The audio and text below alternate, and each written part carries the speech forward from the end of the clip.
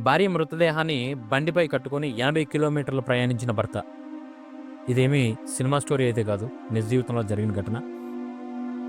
పోయిన ఆగస్టు 9వ తారీఖున అమిత్ దోరా యాదవ్ అనే ఒక వ్యక్తి తన స్వగ్రామానికి తన భార్యతో కలిసి బయలుదేరటం అయితే జరిగింది.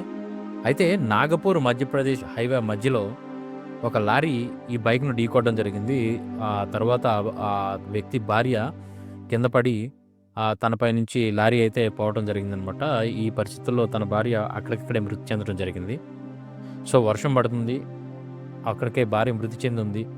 చాలామందినైతే తను అభ్యర్థించడం అయితే జరిగింది. చాలామందిని రిక్వెస్ట్ చేయడం అయితే జరిగింది హెల్ప్ చేయమని చెప్పి.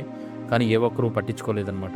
ఇంకా చేసేదేమీ లేక ఆ సిట్యుయేషన్‌లో ఏం చేయాలో తెలియక తన భార్య మృతదేహాన్ని ఒక దుపట్టాతో బైక్ వెనక సీట్‌లో కట్టి 80 కిలోమీటర్లయితే ప్రయాణించాడనమాట.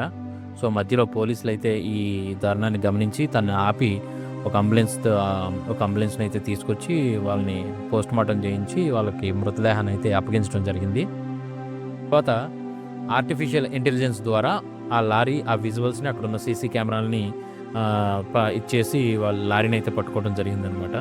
సో, ఒక్కరు కూడా ఆయనకి హెల్ప్ చేయకపోవడం అనేది నిజంగా ఆహ్, మనం దుఃఖించాల్సిన విషయం. ఒక సాటి మనిషికి హెల్ప్ చేయకపోవడం అనేది. సో, ఈ వీడియో గురించి మీరేమనుకుంటున్నారు? ఈ పరిస్థితుల్లో మీరున్నట్టయితే మీరు హెల్ప్ చేసేవారా? మా కోసం కింద కామెంట్ సెక్షన్‌లో అయితే తెలియజేయండి.